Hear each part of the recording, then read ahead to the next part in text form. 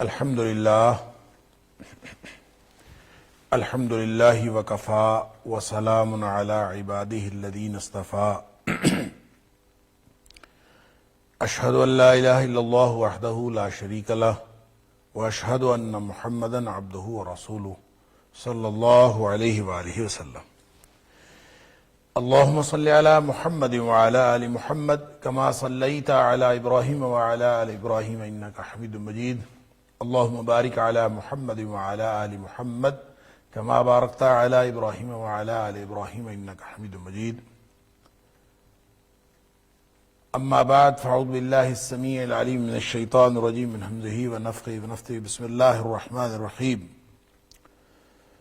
الحمد للہ الذی انزل علی عبدہ الکتاب ولم یجعل لہ عوجا۔ ہر قسم کی تعریف ہے اس ذات کے لیے الذی، وہ ذات انزل علی عبد الکتاب جس نے نازل کی اپنے بندے پر کتاب ولم یجعل لہ عوجا، اور اس میں کسی قسم کی ٹیڑھ اور کجی نہیں رکھی۔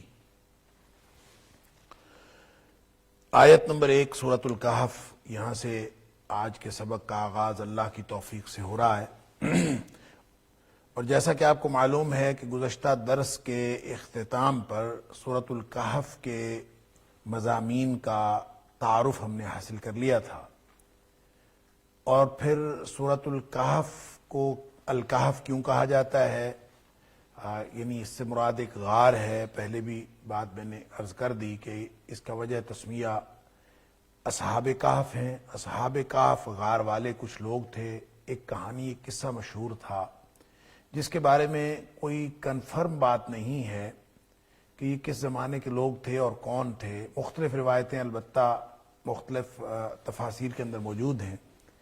کچھ لوگوں کا خیال یہ ہے کہ یہ حضرت عیسیٰ علیہ السلام کے بعد ہوئے، اور اس پر آپ کہہ سکتے ہیں کہ زیادہ تر مفسرین کا خیال یہ ہے کہ یہ حضرت عیسیٰ علیہ السلام کے زمانے کے لوگ تھے، اور انہوں نے جو دین قبول کیا تھا وہ حضرت عیسیٰ علیہ السلام کا لایا ہوا دین تھا، اس کو انہوں نے قبول کیا تھا۔ اور جو اس وقت دقیانوس نامی بادشاہ تھا، وہ بت پرست بادشاہ تھا، اس نے اس لیے ان کے ساتھ دشمنی کی۔ لیکن علامہ ابن کثیر علیہ رحمہ کا خیال یہ ہے کہ یہ لوگ حضرت عیسیٰ علیہ السلام سے پہلے کے لوگ ہیں، اس لیے کہ اگر یہ عیسیٰ علیہ السلام کے زمانے کے لوگ ہوتے، ایک تو تاریخی طور پر کوئی حوالہ ایسا نہیں ہے جس کی بنیاد پر ہم زمانے کا تعین کر سکیں۔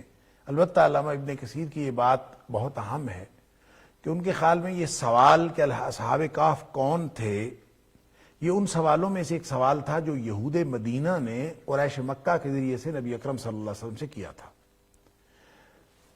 اگر حضرت عیسیٰ علیہ السلام کے دور کے لوگ ہوں اصحاب کہف، اور اس دور میں حضرت عیسیٰ علیہ السلام کا لایا ہوا دین وہ قبول کیا ہو تھا، تو وہ دین اسلامی یعنی عیسوی شریعت پر یہ عمل کرنے والے ہوں، تو اس سے پھر یہود کو کوئی خاص تعلق ہونا بنتا نہیں ہے۔ یہود کے ہاں اس بات کی کوئی اہمیت نہیں بنتی اگر یہ اس دور کے لوگ ہوں، چونکہ یہودیوں نے اس بات کو اہمیت دی اور انہوں نے سوال میں یہ بات رکھی، اور نبی اکرم صلی اللہ علیہ وسلم کا امتحان لینے کے لیے گویا انہوں نے 3 سوال قریش مکہ کو بتائے کہ آپ یہ سوال کریں تو اگر تو یہ سچا نبی ہوگا تو اس کا جواب ضرور دے گا۔ ایک اس میں اصحاب کہف کون تھے، ایک سوال یہ کہ روح کیا ہے، اور ایک سوال یہ کہ ذوالقرنین وہ شخص جو زمین کے مشرق و مغرب میں گھوما پھرا وہ کون تھا۔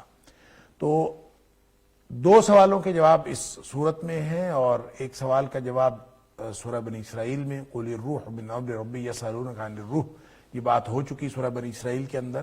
اور گزشتہ درس کے اختتام پر جب میں نے اس صورت کا تعارف پیش کیا تھا تو میں نے یہ بات بھی عرض کی تھی کہ بعض لوگوں کا خیال یہ ہے کہ وہ 3 سوال اصحاب کہف، ذوالقرنین اور تیسرا روح کا سوال نہیں تھا، بلکہ وہ موسیٰ علیہ السلام اور خضر علیہ السلام کے قصے سے متعلق تھا، اور وہ اللہ کریم نے اسی صورت کے اندر بیان فرمایا۔ بہرحال یہ صورت نازل ہوئی، اور اس کے بارے میں یہ بھی آتا ہے کہ نبی کریم صلی اللہ علیہ وسلم سے جب انہوں نے سوال کیا تو آپ نے فرمایا کہ میں کل جواب دوں گا، اور آپ کا خیال یہ تھا کہ وحی کا سلسلہ آ جائے گا، وحی آ جائے گی، لیکن وحی نہ آئی۔ بلکہ 15 دن تک وحی نہ آئی۔ اللہ اکبر۔ تو اس کے بارے میں پھر اللہ کریم نے یہاں آیت نمبر 23 کے اندر اس کا ذکر بھی ہے کہ وَلَا تَقُولَنَّ لِشَيْءٍ إِنِّي فَاعِلٌ ذَلِكَ غَدًا إِلَّا يَشَاءَ اللَّهُ، جب بھی کہنا ہو کہ کل یا کل کلا میں کوئی کام کروں گا، مستقبل کے بارے میں کوئی بھی بات کرنی ہو تو انشاءاللہ کہہ کے کیا کرے، اس لیے کہ کل کیا ہونا ہے سوائے اللہ کے اور کوئی نہیں جانتا، اور اللہ کا چاہا ہی ہوتا ہے۔ تو جب معلوم ہی نہیں ہے تو آپ کہہ دیں کہ میں کل کروں گا اور پھر کر نہ پائیں، جیسا کہ ہوا نبی کریم صلی اللہ علیہ وسلم کے اوپر 15 دن وحی نہیں آئی، تو اس پر کہتے ہیں کہ طرح طرح کی چیمے گوئیاں بھی شروع ہو گئیں، پھر بالآخر وحی نازل ہوئی اور اللہ کریم نے اس میں یہ بھی بات شامل کر دی کہ آئندہ کبھی کوئی معاملہ ہوگا تو مستقبل کی بات ہو تو انشاءاللہ کہہ کے کیا کرے، اور وَاذْكُرْ رَبَّكَ إِذَا نَسِيتَ، ہاں اگر کبھی بھول بھی جائے تو جب یاد آئے اس وقت اللہ کو یاد کر لیا کرو، یعنی انشاءاللہ کہنا بھول گئے ہو تو جس وقت موقع آئے، جب یاد آئے تو اس وقت انشاءاللہ کہہ لیا کرو۔ تو اس سے یہ سوالوں کی نوعیت سے اور یہود کے لیے سوال کی اہمیت سے گویا ایک استدلال علامہ ابن کثیر نے کیا ہے کہ یہ لوگ، ان کا زمانہ حضرت عیسیٰ علیہ السلام کا زمانہ نہیں، اس سے پہلے کا زمانہ ہے۔ بہرحال اس کے بارے میں کہا یہ جاتا ہے کہ دقیانوس بادشاہ کے دور میں کچھ لوگ تھے، چند نوجوان تھے، اور ان کو قرآن نے فتیہ کہا ہے۔ فتیہ ایک ایسی جماعت کو کہتے ہیں جو تھوڑے لوگوں کی جماعت ہو، چھوٹی جماعت، اور اہل لغت نے لکھا ہے کہ فتیت ان کا جو ایسے یہ لفظ کا اطلاق ایسے لوگوں پر ہوتا ہے، ایسی تعداد پر ہوتا ہے جو 9 سے کم، تو یعنی کہ چھوٹا سا گروہ تھا۔ کون تھے یہ لوگ؟ بعض نے کہا یہ شہزادے تھے اور بادشاہ کے دین پر نہیں تھے، اور بادشاہ ان کو بت پرست بنانا چاہتا تھا، اور ان لوگوں نے اس سے بغاوت کا اعلان کیا، اور بادشاہ کے ظلم و ستم سے بچنے کے لیے پھر کسی غار میں جا کے پناہ لے لی انہوں نے، اور وہاں اللہ تعالیٰ نے ان کے اوپر نیند مسلط کر دی، اور پھر یہ 309 سال تک وہاں سوئے رہے۔ دوران میں اللہ تعالیٰ نے ایک دفعہ ان کو جگایا، اور وہ بھی ایک یعنی عبرت کے لیے اور سبق کے لیے تھا، اور یہ اپنا جو ان کے پاس سکہ وغیرہ تھا وہ لے کر گئے کہ تاکہ اس سے کھانا وغیرہ خریدیں، تو لوگوں کو پتہ چل گیا۔ اس کے بعد اللہ تعالیٰ نے دوبارہ ان کے اوپر موت مسلط کر دی۔ تو یہ ایک نشانی کے طور پر اللہ تعالیٰ نے دکھایا کہ یہ اصحاب کہف جو ہے یہ ایک نشانی۔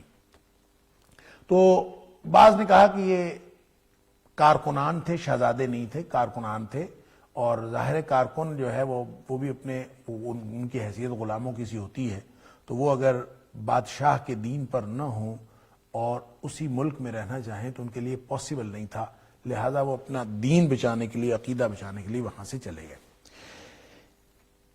جو اس سورہ کہف کی فضیلت میں یہ بات ذکر ہوئی کہ یہ بڑی فضیلت والی صورت ہے، اس کے اندر اس سے سکینت نازل ہوتی ہے۔ حضرت اسید بن حدیر رضی اللہ تعالیٰ عنہ والا قصہ ہے کہ وہ سورہ کہف پڑھ رہے تھے تو آسمان سے جو ہے وہ ایک بادلوں کی ٹکڑی آ کے اوپر ان کے گھر کے اوپر آ گئی، گھوڑا بھی کرنے لگا، لمبا قصہ ہے۔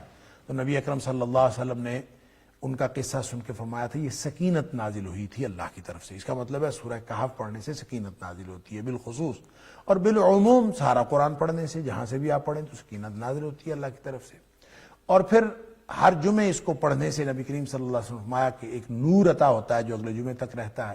پھر یہ ہر شخص جو اس کو پڑھنے والا ہے وہ دجال کے فتنے سے محفوظ رہے گا، اور خاص طور پر پہلی 10 آیات اور آخری 10 آیات کے بارے میں بات ہوئی کہ جس شخص نے وہ یاد کر لی، من حافظ 10 آیات من اول سورۃ الکہف، سورۃ الکہف کی ابتدا میں کسی ایک جگہ ایک روایت میں ہے من آخر سورۃ الکہف، 10 آیتیں جس نے یاد کر لیں، عصم من الدجال، وہ دجال سے محفوظ رہے گا۔ اور دجال ایک ایسا فتنہ ہے کہ ہر نبی نے اپنی امت کو اس فتنے سے ڈرایا ہے۔ حضرت آدم علیہ السلام کے ظہور سے لے کر، حضرت آدم علیہ السلام کی پیدائش سے لے کر قیامت تک کے لیے سب سے بڑا روئے زمین کا فتنہ جو ہوگا وہ دجال کا فتنہ ہے۔ اور دجال کے بارے میں نبی کریم صلی اللہ علیہ وسلم نے یہ بھی فرمایا کہ اس بڑے دجال کے آنے سے پہلے 29 یا 30 مزید چھوٹے چھوٹے دجال بھی آئیں گے، اور ہر شخص ان میں سے اپنے آپ کو یہ سمجھے گا کہ وہ انہ رسول اللہ، وہ گمان کرے گا کہ وہ اللہ کا رسول ہے۔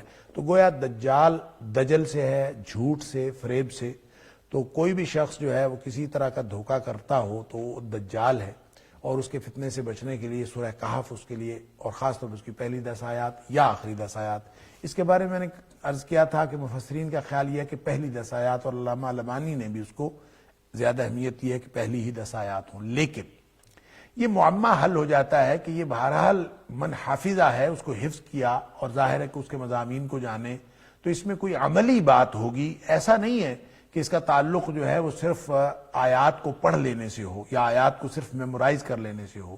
بالکل اسی طرح جیسے نبی اکرم صلی اللہ علیہ وسلم کی متعدد احادیث کے اندر آتا ہے من قال لا الہ الا اللہ فدخل الجنہ، جو شخص لا الہ الا اللہ کہہ دے وہ جنت میں جائے گا۔ تو اس کا مطلب یہ نہیں ہوتا کہ کوئی ہندو، سکھ، عیسائی جیسا بھی ہو صرف لفظ لا الہ الا اللہ کہہ دے تو وہ جنت میں چلا جائے گا، نہیں، جب تک اس کو سمجھے گا نہیں اور لا الہ الا اللہ کو دل سے یہ سمجھتے ہوئے کہ وہ اللہ کے علاوہ کسی کو الہ نہیں سمجھتا، جب تک وہ یہ نہیں کہے گا لا الہ الا اللہ کہنے کا کوئی مطلب نہیں ہے۔ اسی طرح یہ جو 10 آیات یاد کرنی ہے، اس کا مطلب ہے اس کے اندر کوئی مفہوم شامل ہے، اس کے اندر کوئی ایک عملیت کی بات ہے، اس کے اندر کوئی عقیدے کی بات ہے، تو وہ عقیدے اور عمل کی بات وہ اگر آپ دیکھیں تو وہ دونوں جگہوں پہ آپ کو ملتی ہے، 10 آیات شروع والی بھی اور 10 آیات آخر والی بھی۔ مثال کے طور پر وَيُنذِرَ الَّذِينَ قَالُوا اتَّخَذَ اللَّهُ وَلَدًا، یعنی یہ جو شروع والی آیات ہیں اس میں آیت نمبر 5 ہے غالباً کہ اللہ تعالیٰ نے فرمایا، چوتھی آیت وَيُنذِرَ الَّذِينَ قَالُوا اتَّخَذَ اللَّهُ وَلَدًا، کہ ان لوگوں کو ڈرائے جنہوں نے کہا اللہ نے اولاد بنائی ہے، اللہ نے اولاد رکھی ہے۔ اب اللہ کی اولاد ہے کون کہتا ہے؟ عیسائیوں نے حضرت عیسیٰ علیہ السلام کو اللہ کا بیٹا قرار دیا، مشرکین نے فرشتوں کو اللہ کی بیٹیاں قرار دیا، یہودیوں نے حضرت عزیر علیہ السلام کو اللہ کا بیٹا قرار دیا۔ تو علی ھذا القیاس یہ گویا عقیدے کی بات ایک کی گئی ہے اور دوسری بات ساتھ ہی عمل کی ہے، سبحان اللہ۔ اور وہ عمل کی بات کیا ہے کہ وَيُبَشِّرُ الْمُؤْمِنِينَ الَّذِينَ يَعْمَلُونَ الصَّالِحَاتِ أَنَّ لَهُمْ أَجْرًا حَسَنًا، کہ ان لوگوں کو خوشخبری دیں جو ایمان بھی رکھتے ہیں اور عمل صالح بھی کرتے ہیں کہ ان کے لیے بہت اچھا اجر ہے، ایک بات۔ اور دوسری بات آیت نمبر 7 میں فرمائی اِنَّا جَعَلْنَا مَا عَلَى الْأَرْضِ زِينَةً لَهَا لِنَبْلُوَهُمْ أَيُّهُمْ أَحْسَنُ عَمَلًا، کہ یہ جو روئے زمین پر ہم نے جتنی بھی زینت عطا کی ہے یہ ساری کی ساری ہم نے اس لیے عطا کی ہے کہ تاکہ ان لوگوں کو امتحان کرے کہ ان میں سے اچھے عمل کرنے والا کون ہے۔ تو اس کا مطلب یہ ہوا ایک عقیدہ ہے اور دوسرا عمل ہے۔ اگر کوئی شخص اپنا عقیدہ اور عمل ٹھیک کرتا ہے تو 10 آیات کو حفظ کرنے کا مطلب یہ ہے کہ اپنے عقیدے کو بھی درست کرے اور عمل کو بھی درست کرے، اسی چیز کا امتحان ہو رہا ہے، تو کامیاب وہ رہے گا، بچے گا وہ، اور عصمہ من الدجال، جو دجال کی فتنے سے محفوظ رہے گا، وہ اپنے ایمان اور عمل صالح کی وجہ سے رہے گا۔ اسی طرح اس کو اگر آپ آخری 10 آیات کو دیکھیں تو آپ کو وہاں بھی عقیدے اور عمل کی بات نظر آتی ہے۔ افحسب الذین کفروا ان یتخذوا عبادی من دونی اولیاء انا اعتدنا جہنم للکافرین نزلا، اللہ اکبر۔ تو افحسب الذین کفروا ان یتخذوا عبادی من دونی اولیاء، یہ کافروں نے کیا سمجھ رکھا ہے کہ وہ مجھے چھوڑ کر میرے علاوہ میرے بندوں میں سے، میری مخلوق میں سے وہ اولیاء بنا لیں گے، کارساز بنا لیں گے، اسی وجہ سے ان کے لیے جہنم اللہ تعالیٰ نے مہمانی کے طور پر تیار رکھا۔ اللہ اکبر۔ یہ آخری 10 آیات، سبحان اللہ، آیت نمبر 102 ہے غالباً۔ اب اس میں یہ بھی بات فرمائی قل هل ننبئکم بالاخسرین اعمالا، آیت نمبر 103 ہے۔ قل، اے حبیب صلی اللہ علیہ وسلم ان کو بتا دیجئے، هل ننبئکم بالاخسرین اعمالا، کیا میں تمہیں یہ اس بات کی خبر دے دوں کہ کون ہے جو اعمال کے اعتبار سے خسارہ پانے والا ہے؟ اللہ اکبر۔ کون ہے خسارہ پانے والے؟ جو لوگ الذین ضل سعیہم فی الحیات الدنیا وہم یحسبون انہم یحسنون صنعا، جن کی دنیا کی زندگی کی محنت ضائع گئی اور ساری دنیا کے لیے تھی، وہ دنیا میں گم ہو گئی۔ وہم یحسبون انہم یحسنون صنعا، اور وہ یہی سمجھتے رہے کہ وہ اچھے کام کر رہے ہیں۔ گویا کہ نیک عمل ہوگا تو وہ بچے گا، نہیں تو ان کی ساری محنت گئی، ضائع گئی۔ اور فرمایا کہ یہ ان کے سارے اولئک الذین حبطت اعمالہم، یہ وہ لوگ ہیں جن کے سارے اعمال ضائع ہو گئے۔ اللہ اکبر۔ اب یہ جو عقیدے اور عمل کی بات شروع میں اور عقیدے اور عمل کی بات آخری 10 آیات میں، تو اس سے نتیجہ یہ نکلتا ہے کہ جو اللہ کریم نے اس صورت کے اندر جو کچھ بھی رکھا ہے اور اس کو جو دجال کے فتنے سے محفوظیت کی بات جو کی ہے، اور خاص طور پہ پہلی 10 آیات اور آخری 10 آیات کی جو بات کی ہے، تو اس کا مطلب ہے صرف ان کو رٹ لینے سے انسان دجال کے فتنے سے محفوظ نہیں ہوگا، بلکہ اس کی جو معنویت ہے اور ان کا جو عقیدے اور عمل کے ساتھ جو تعلق ہے اس کو جب تک نہیں اپنائے گا اس وقت تک وہ دجال کے فتنے سے محفوظ نہیں رہ سکتا۔ اس لیے بھی کہ دجال مادیت کا استعارہ ہے، اور تاریخ انسانی میں اس سے بڑی مادیت کی کوئی دھوکے والی چیز اور دنیا کو مادیت کا دھوکہ اس لیے کہ وَمَا الْحَيَاةُ الدُّنْيَا إِلَّا مَتَاعُ الْغُرُورِ، یہ دنیا کی زندگی ہے ہی دھوکے کا سامان، اور لیکن سب سے بڑا دھوکہ وہ ہوگا جب دجال اپنے دجل اور فریب سے دنیا کائنات کا سب سے بڑا دھوکہ کرے گا۔ ویسے تو اس سے پہلے جو ماحول ہے، جو سارا ماحول بنا ہوا ہے، یہ بھی دھوکے کا دور ہے، یہ دجال کا دور ہے۔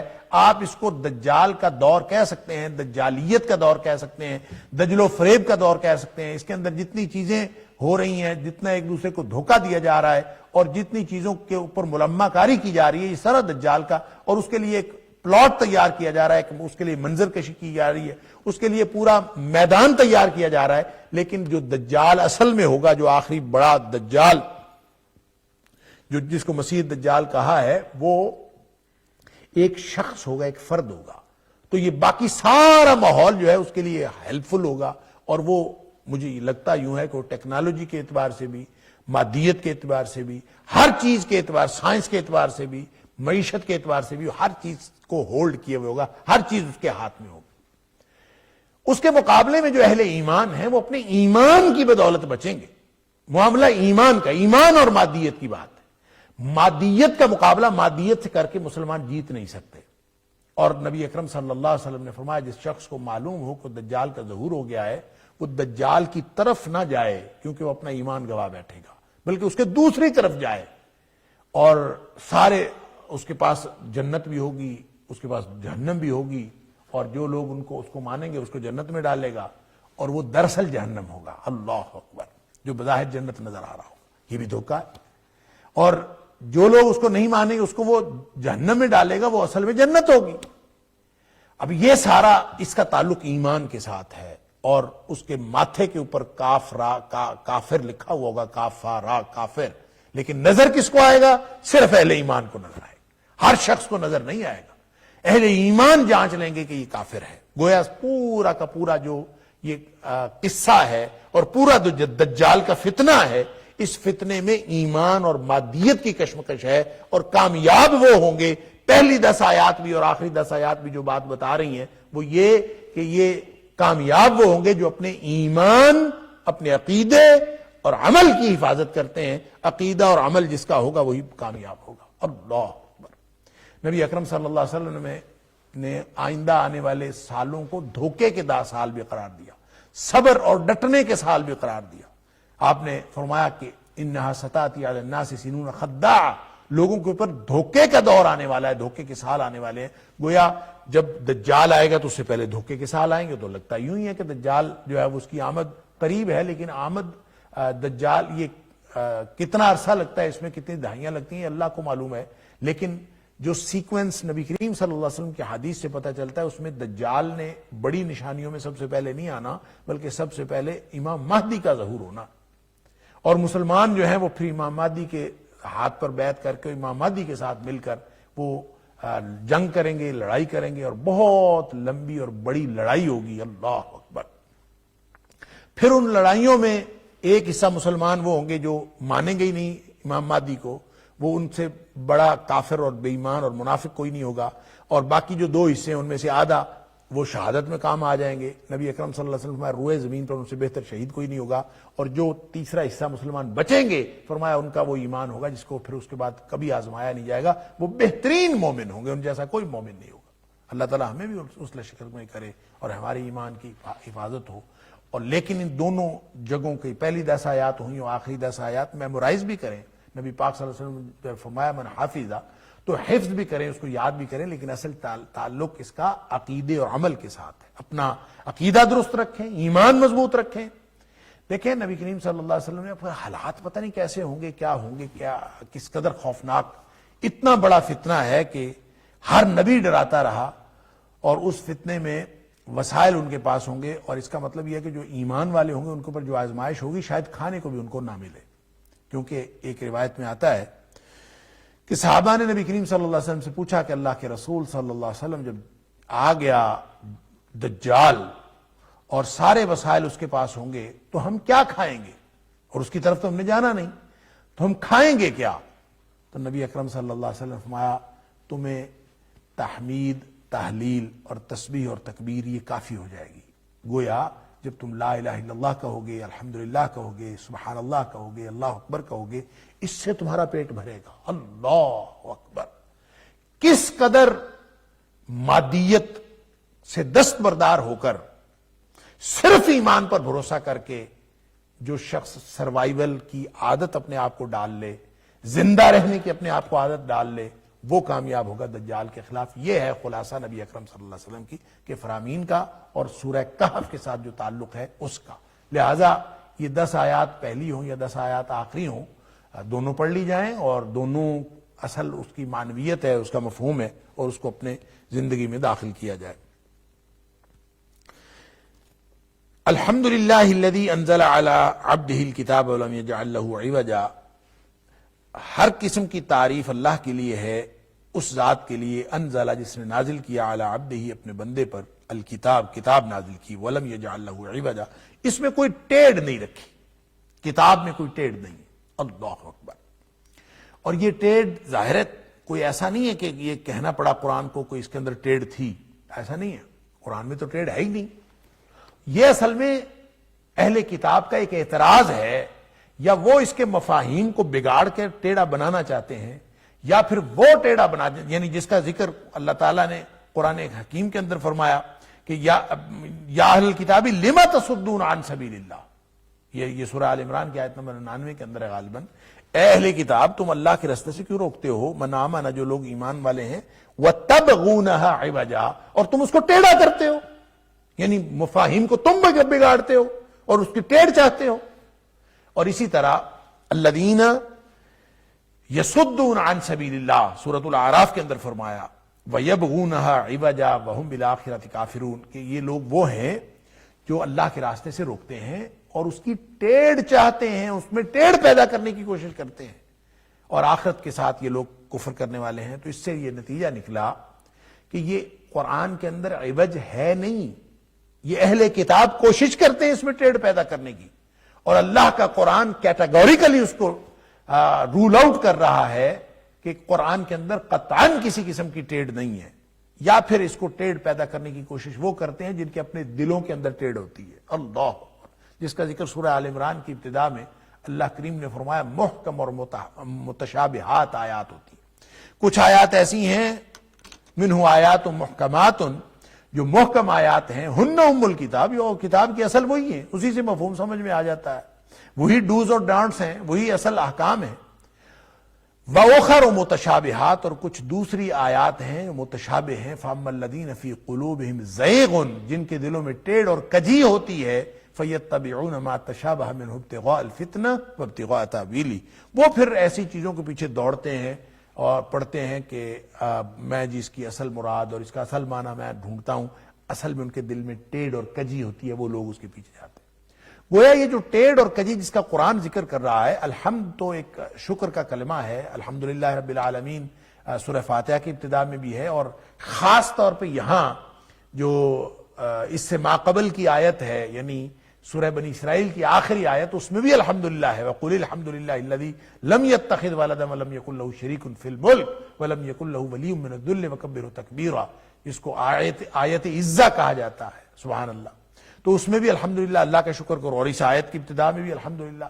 اسی وجہ سے ان دونوں صورتوں کے جو مضامین کی مناسبت سے جو لوگ قرآن کے داخلی نظم کے قائل ہیں، انہوں نے اس کو جوڑا قرار دیا ہے کہ سورہ بنی اسرائیل اور سورۃ الکہف یہ جوڑا ہے۔ انہوں نے ساری قرآنی صورتوں کو جوڑا اور ایک زوجیت کے رشتے میں ثابت کیا ہے کہ یہ ہر صورت کا کسی دوسرے کی صورت کے ساتھ جو ہے وہ جوڑے کا تعلق ہے، اور وہ ان دونوں کو جوڑا قرار دیتے ہیں، اور ان کے مضامین کی داخلی شہادتوں کی بنیاد پر اس طرح کے بہت ساری چیزیں ہیں جو اس میں سے نکالی جاتی ہیں، اور بھی ہو سکتا ہے نکالی جا سکیں، لیکن یہ داخلی طور پر جو نظم کا تعلق ہے اور یہ جو آپس میں زوجیت کا تعلق ہے، یہ اس طرح کی بہت ساری معنوی اور لفظی اور ظاہری مناسبتیں ڈھونڈی جا سکتی ہیں، لیکن کیا اس کا تعلق قرآن فہمی سے اور قرآن کی ہدایت کے ساتھ ہے؟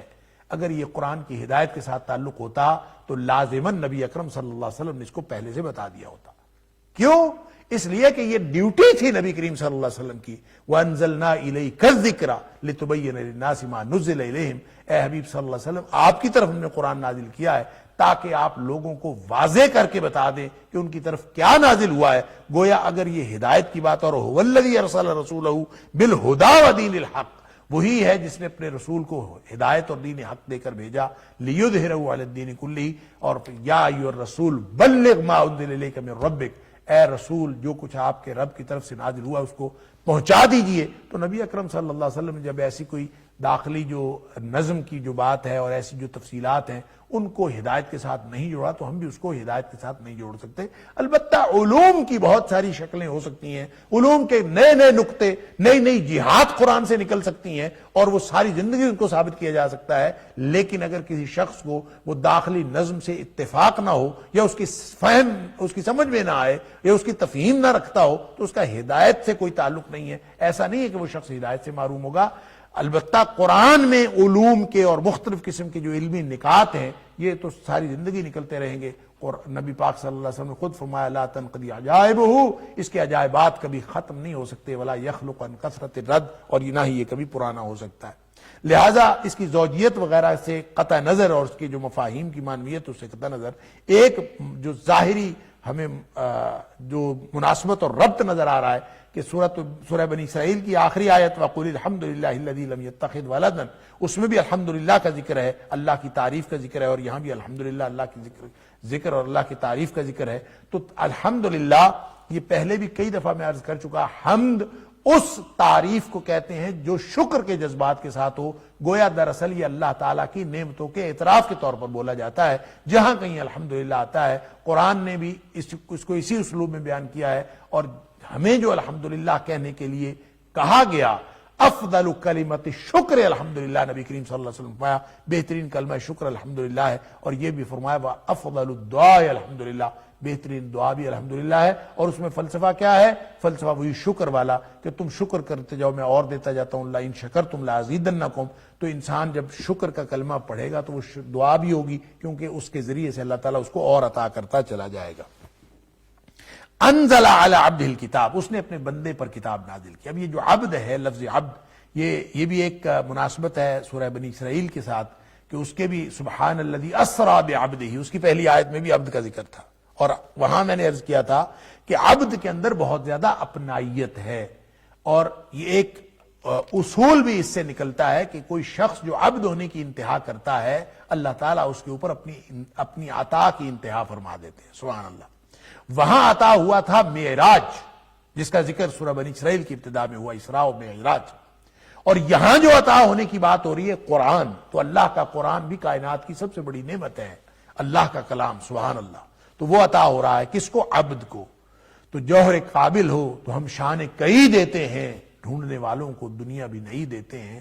انسان عبدیت کی انتہا جو کرتا ہے، اللہ کی غلامی کی جو انتہا کرتا ہے، تو اللہ تعالیٰ اس کے اوپر اپنی عطا کی انتہا کر دیتے ہیں. یہ اس کے اندر ایک فلسفہ ہے جس کا ذکر میں نے سورہ بنی اسرائیل کی پہلی آیت کے دوران بھی کیا تھا. وہ ذات، اس کے لیے ساری تعریفیں ہیں، شکر ہے. انزل علی عبدہ الکتاب، جس نے اپنے بندے پر کتاب نازل کی. سبحان اللہ. اور کتاب بھی کیسی؟ وَلَمْ يَجْعَلْ لَهُ عِوَجًا. جس طرح یہودیوں نے، عیسائیوں نے کہا کہ اس میں ٹیڑھ اور کجی ہے، یہ پیدا کرنے کی کوشش کی، یبغونہا عوجا یا تبغونہا عوجا، یا کوئی دلوں میں ٹیڑھ اور کجی والے قرآن کے مفاہیم کے اندر کوئی ٹیڑھ اور کجی ثابت کرنے کی کوشش کریں یا اس میں سے کوئی ایسے نقطے نکالنے کی کوشش کریں، تو سیدھی سی بات ہے قرآن نے کیٹیگوریکلی اس کو رول آؤٹ کر دیا کہ کسی بھی قسم کی کوئی ٹیڑھ اور کجی قرآن کے اندر نہیں ہے. وہ جو متشابہات ہیں جو ہماری سمجھ میں نہیں آتی، وہ اس میں بھی ٹیڑھ اور کجی کچھ نہیں ہے. ہماری سمجھ کا قصور ہے کہ ہم اس کو سمجھ نہیں پاتے. اور اس کو اللہ تعالیٰ نے ایمان رکھنے کے لیے، اور اس میں امتحان ہی اس بات کا ہے کہ کون اس پر ایمان رکھتا ہے اور کون نہیں رکھتا. باوجود اس بات کے کہ کسی شخص کو کوئی بات سمجھ میں آئے اور سمجھ میں نہ آئے، پھر بھی ایمان رکھنا ضروری ہے. اور اس کے لیے جو اہل علم کا اور رسوخ فی العلم رکھنے والے، جو علم میں رسوخ پختہ علم رکھتے ہیں، ان کا اللہ کریم نے سورہ آل عمران کی ابتدا میں ان کا نقطہ نظر اور ان کا رویہ بتا دیا تھا کہ وہ کیا کہتے ہیں. وہ کہتے ہیں کہ آمنا بہ کل من عند ربنا والراسخون فی العلم جو رسوخ فی العلم رکھنے والے ہیں وہ کہتے ہیں کہ ہم اس کے اوپر ایمان رکھتے ہیں، یہ سب ہمارے اللہ کی طرف سے سوال، ہمارے رب کی طرف سے ہے۔